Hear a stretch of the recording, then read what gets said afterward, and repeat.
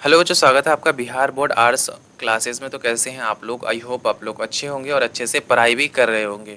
तो बच्चों, आज के इस क्लास में हम लोग ज्योग्राफी के ऐसे इम्पोर्टेंट क्वेश्चंस को करने वाले हैं जो एग्ज़ाम में बार बार पूछे जाते हैं। तो चलिए, आपको क्लास में शुरू से एंड तक बने रहना है, ठीक है, ताकि क्लास को बिल्कुल भी स्किप नहीं करना है और सारा क्वेश्चंस का आराम से आंसर देना है। तो चलिए क्लास को शुरू करते हैं और देखते हैं आज का प्रश्न कैसा रहता है। ठीक है, चलिए तो देखते हैं। सबसे पहला प्रश्न कहता है प्यारे बच्चों, चावल उत्पादन में अग्रणी राज्य कौन है? ठीक है, जो 2023 में पूछा गया क्वेश्चन है।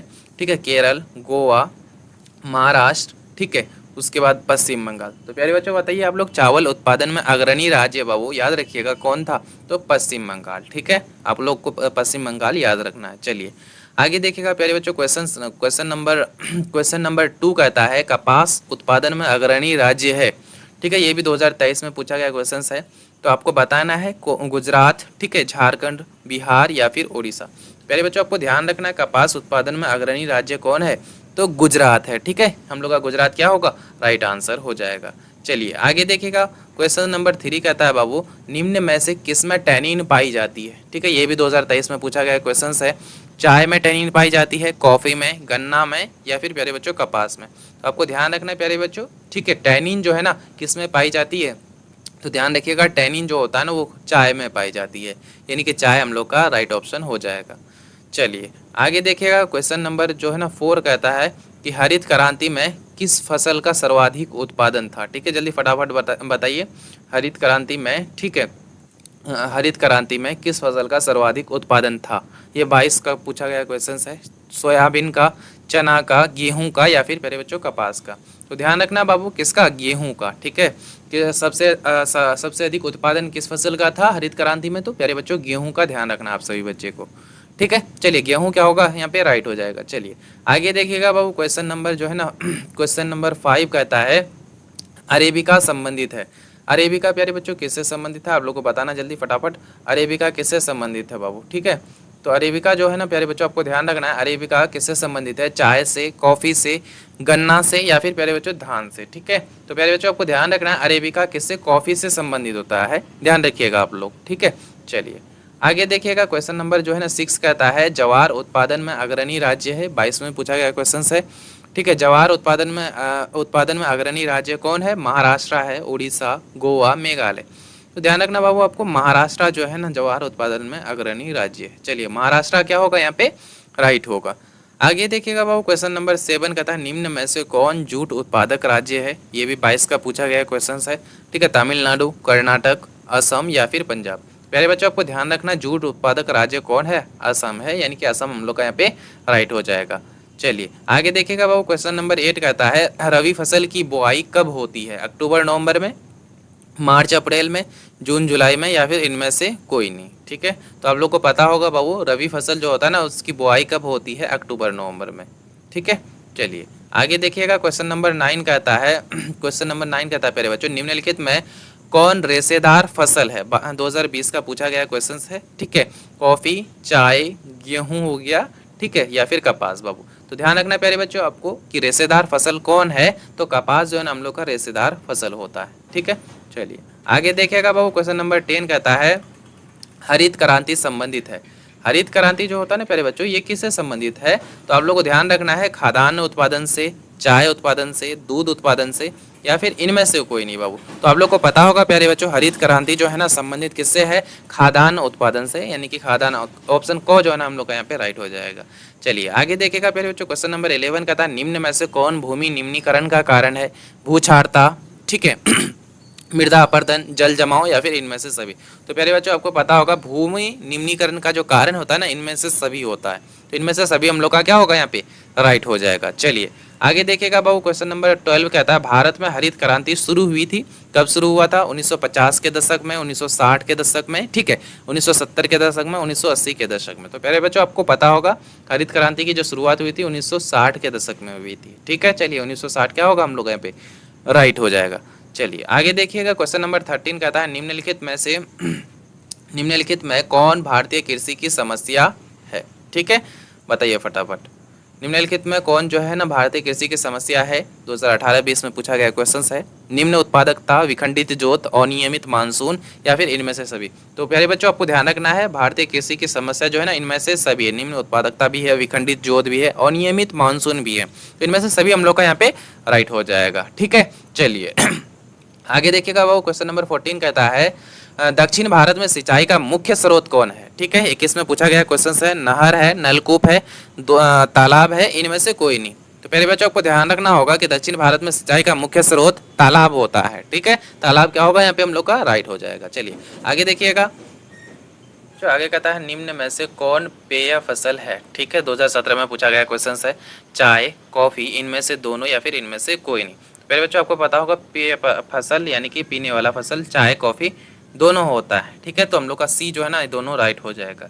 चलिए आगे देखिएगा बाबू, क्वेश्चन नंबर 16 कहता है उत्तर भारत में सिंचाई का मुख्य स्रोत कौन है। ठीक है, 17 और 21 का पूछा गया क्वेश्चन है। नहर है, नलकूप, तालाब, इनमें से कोई नहीं। तो प्यारे बच्चों आपको ध्यान रखना है, उत्तर भारत में कौन है, नलकूप जो है ना सिंचाई का मुख्य स्रोत है। ठीक है, चलिए आगे देखिएगा। क्वेश्चन नंबर 17 कहता है रबी की फसल जो है ना पैदा होती है, ये 2015 में पूछा गया क्वेश्चन है। शीत ऋतु में, वर्षा ऋतु में, ग्रीष्म ऋतु में, सभी ऋतु में। तो प्यारे बच्चों आपको पता होगा रबी की जो फसल होती है ना वो शीत ऋतु में होती है। ठीक है, चलिए शीत क्या होगा हम लोग का राइट हो जाएगा। आगे देखिएगा, क्वेश्चन नंबर 18 कहता है हॉर्टी कल्चर संबंधित है, किससे संबंधित है, 17-21 का पूछा गया क्वेश्चन है।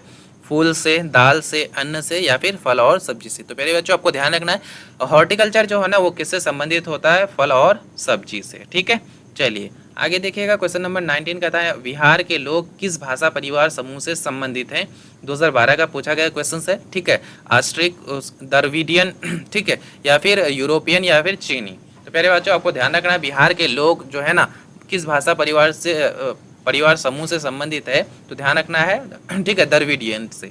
ठीक है, द्रविडियन क्या होगा हम लोग यहाँ पे राइट हो जाएगा। चलिए आगे देखिएगा, भारत में 2011 में महिला साक्षरता सबसे कम थी, ये 24 में पूछा गया क्वेश्चन है। बिहार में सबसे कम था, झारखंड में, मध्य प्रदेश में या फिर झारखंड में। ठीक है, तो बताइए फटाफट आप लोग किस में सबसे कम था, चलिए बताइए। ठीक है, चलिए बताइए किसमें जो है ना सबसे कम था। ठीक है, भारत में 2011 में महिला साक्षरता सबसे कम थी, बिहार में, छत्तीसगढ़ में, मध्य प्रदेश में या फिर झारखंड में। प्यारे बच्चों आपको ध्यान रखना 2011 की जनगणना के अनुसार महिला साक्षरता सबसे कम किसमें था, बिहार में था। ठीक है, बिहार क्या होगा राइट हो जाएगा। चलिए आगे देखिएगा बाबू, क्वेश्चन नंबर 21 कहता है विगत 100 वर्षों में ठीक है भारत की जनसंख्या लगभग कितनी गुनी बढ़ी है। 100 वर्ष में भारत की जो पॉपुलेशन है, जनसंख्या जो है ना वो कितना गुना बढ़ गया है। तो बताइए आप लोग फटाफट एक बार। ठीक है, फटाफट बताइए एक बार कितना गुना बढ़ गया है, 3 गुना, 5 गुना, 7 गुना या फिर 10 गुना। तो प्यारे बच्चों को ध्यान रखना है कितना गुना बढ़ा है, 5 गुना बढ़ गया। चलिए ठीक है, आगे बढ़ते हैं हम लोग। कितना गुना, 5 गुना बढ़ता है। ठीक है, चलिए 5 गुना जो है ना 100 वर्षों में बढ़ी है। ठीक है, जनसंख्या भारत की। चलिए आगे देखिएगा बाबू, क्वेश्चन नंबर 22 कहता है 2022 में 22 नंबर क्वेश्चन कहता है भारत में विश्व की कुल जनसंख्या के कितने प्रतिशत लोग बसते हैं। ठीक है, विश्व की जनसंख्या के कुल कितने प्रतिशत लोग बसते हैं, 15%, 16%, 25% या फिर 26%। पहले बच्चों आपको पता है, ठीक है, आपको पता होगा कितने प्रतिशत लोग बसते हैं, 16% लोग बसते हैं। 16 क्या होगा हम लोग का राइट हो जाएगा। चलिए आगे देखिएगा बाबू, क्वेश्चन नंबर 23 कहता है किस भाषा परिवार की जनसंख्या सबसे कम है, द्रविड़, ठीक है, ऑस्ट्रिक, भारतीय, यूरोपियन या फिर चीनी तिब्बती। तो ध्यान रखना बाबू आप लोग को, किस भाषा परिवार की जनसंख्या जो है ना सबसे कम है, तो चीनी तिब्बती जो है ना भाषा परिवार की जनसंख्या सबसे कम है। चलिए चीनी तिब्बती क्या होगा हम लोग का यहाँ पे राइट हो जाएगा। ठीक है, चलिए आगे देखिएगा बाबू, क्वेश्चन नंबर 24 कहता है 2011 की जनगणना के अनुसार किस राज्य की जनसंख्या का घनत्व सबसे कम है। ठीक है, सबसे कम की बात हो रही है, अरुणाचल प्रदेश, मेघालय, ठीक है, केरल या फिर असम। तो बाबू आपको ध्यान रखना अरुणाचल प्रदेश जो है ना इसका जनसंख्या का घनत्व सबसे कम है। अरुणाचल प्रदेश प्यारे बच्चों हम लोग का यहाँ पे राइट हो जाएगा। ठीक है, चलिए आगे देखिएगा बाबू, क्वेश्चन नंबर 25 कहता है भारत में, ठीक है, सबसे कम जनसंख्या किस राज्य की है, हिमाचल प्रदेश, अरुणाचल प्रदेश, सिक्किम या फिर गोवा। ठीक है, तो बच्चों आपको ध्यान रखना सबसे कम जनसंख्या वाला राज्य कौन है, सिक्किम है।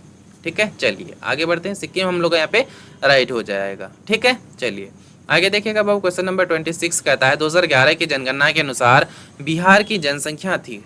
ठीक है, ये किस में पूछा गया क्वेश्चन है? 2011 के जनगणना के अनुसार बिहार की जनसंख्या पूछी जा रही है। ठीक है, तो 10.41 करोड़, 11.41 करोड़, 9.61 करोड़ या फिर 8.51 करोड़। तो प्यारे बच्चों आपको ध्यान रखना है 2011 की जनगणना के अनुसार बिहार की जनसंख्या जो थी ना वो 10.41 करोड़ था। ठीक है, चलिए 10.41 करोड़ हम लोग का यहाँ पे राइट हो जाएगा। आगे देखिएगा प्यारे बच्चों नेक्स्ट क्वेश्चन कहता है 2011 की जनगणना के अनुसार भारत में ग्रामीण आबादी है। कितना आबादी है? 10%, 45%, 69% या फिर 85%। तो आप लोग को पता होना चाहिए कि प्यारे बच्चों 2011 के जनगणना के अनुसार भारत में ग्रामीण आबादी जो है ना 69% है। ठीक है, चलिए 69% हम लोग का राइट हो जाएगा। आगे देखिएगा बाबू क्वेश्चन नंबर 28 कहता है विकास का केंद्र बिंदु है। ठीक है, संसाधनों तक पहुंच है, स्वास्थ्य है, शिक्षा है या फिर इनमें से सभी। प्यारे बच्चों आपको पता होगा विकास का जो केंद्रीय बिंदु होता है ना, संसाधनों तक पहुंच भी होता है, स्वास्थ्य भी होता है और शिक्षा भी होती है। ठीक है, तो इनमें से सभी क्या होगा हम लोग का यहाँ पे राइट हो जाएगा। ठीक है, चलिए आगे बढ़ते हैं बाबू क्वेश्चन नंबर 29 कहता है 2011 की जनगणना के अनुसार भारत के किस राज्य की जनसंख्या सबसे कम है? ठीक है, किस राज्य की जनसंख्या सबसे कम है? तो प्यारे बच्चों आपको ध्यान रखना मणिपुर, अरुणाचल प्रदेश, नागालैंड या फिर सिक्किम। तो आपको पता होना चाहिए प्यारे बच्चों जनसंख्या सबसे कम जनसंख्या वाला राज्य सिक्किम है। ठीक है, चलिए आगे देखिएगा क्वेश्चन नंबर 30 का था निम्नलिखित राज्यों में से किसकी जनसंख्या सर्वाधिक है? ठीक है, आप लोग को फटाफट बताना है सबसे अधिक जनसंख्या वाला राज्य उत्तर प्रदेश, बिहार, पश्चिम बंगाल या फिर महाराष्ट्र। ठीक है, तो पहले बच्चों आपको ध्यान रखना सबसे अधिक जनसंख्या वाला जो राज्य है ना भारत में वो कौन है? उत्तर प्रदेश है। ठीक है, चलिए उत्तर प्रदेश याद रखिएगा। आगे बढ़ते हैं नेक्स्ट क्वेश्चन कहता है भारत में पुरुष प्रवास का कारण है। ठीक है, शिक्षा कारण है, रोजगार, व्यवसाय या फिर इनमें से सभी। तो आपको ध्यान रखना है बाबू भारत में पुरुष प्रवास का जो कारण है ना इनमें से सभी है, शिक्षा भी है, रोजगार भी है, व्यवसाय भी है। तो इनमें से सभी हम लोग का क्या होगा? राइट हो जाएगा। ठीक है, चलिए आगे देखिएगा क्वेश्चन नंबर 32 कहता है प्रवासी जो नए स्थान पर जाते हैं कहलाते हैं। ठीक है, नए स्थान पर जाने वाले लोग, नए स्थान पर जाने वाले प्रवासी को क्या कहते हैं? अप्रवासी, उत्प्रवासी, क और ख दोनों या फिर इनमें से कोई नहीं। तो बाबू आपको ध्यान रखना है प्रवासी जो नए स्थान पर जाते हैं उसको अप्रवासी कहते हैं। ठीक है, अप्रवासी कहते हैं और जिस जगह से जाते हैं उसको उत्प्रवासी कहते हैं। ठीक है, तो ध्यान रखिएगा। ठीक है, नए स्थान पर जाने वाले को अप्रवासी कहलाता है। ठीक है, अप्रवासी हम लोग का यहाँ पे राइट हो जाएगा। चलिए आगे देखिएगा बाबू क्वेश्चन नंबर 33 कहता है 2011 की जनगणना के अनुसार भारत की जनसंख्या थी। 20 और 24 में पूछा गया क्वेश्चन है। ठीक है, 2011 की जनगणना के अनुसार भारत की जो जनसंख्या था पॉपुलेशन था कितना था? 121 करोड़, 102.8 करोड़, 118 करोड़ या फिर 131 करोड़। तो प्यारे बच्चों आपको ध्यान रखना 2011 की जनगणना के अनुसार भारत का जो आबादी था, जनसंख्या था वो 121 करोड़ था। ठीक है, चलिए 121 करोड़ ध्यान रखिएगा। आगे देखिएगा बाबू क्वेश्चन नंबर 34 कहता है 2011 की जनगणना के अनुसार भारत में कुल कितने प्रतिशत लोग प्रवासी थे? 2011 में जब जनगणना हुआ था उसके अनुसार भारत में कुल कितने प्रतिशत लोग प्रवासी थे? कितने परसेंट? 25%, 30%, ठीक है, 37% या फिर 40%। तो प्यारे बच्चों आपको ध्यान रखना होगा कि 37% लोग जो है ना क्या थे? प्रवासी थे। ठीक है, 37% लोग राइट हो जाएगा। चलिए आगे देखिएगा वो क्वेश्चन नंबर 35 कहता है 2011 की जनगणना के अनुसार भारत में नगरीय आबादी है। ठीक है, नगरीय आबादी पूछा जा रहा है, इससे पहले ग्रामीण वाला पूछा गया था। ठीक है, तो नगरीय आबादी 2021 और 24 में पूछा गया ये क्वेश्चन है नगरीय आबादी कितना है? ठीक है, तो 31.16%, उसके बाद 35.16%, 36.16%, 37.16%। पहले बच्चों आपको ध्यान रखना होगा 2011 की जनगणना के अनुसार भारत में नगरीय आबादी कितना था? ठीक है, 31.16%। ठीक है, यानी कि 2011 के में जब जनगणना हुआ था उसके अनुसार भारत में नगरीय आबादी 31.16% था, इसलिए हम लोग का यहाँ पे 31.16% राइट हो जाएगा। ठीक है, जो कि बुक में भी यही दिया गया है। चलिए क्लास को आज हम लोग यहीं पे एंड करते हैं प्यारे बच्चों। आप लोगों को क्लास कैसा लगा? ठीक है, क्लास को बार बार देखिएगा, सारा क्वेश्चन बहुत इंपॉर्टेंट है आपके एग्जाम के लिए। चलिए फिर मिलते हैं एक नए क्लास।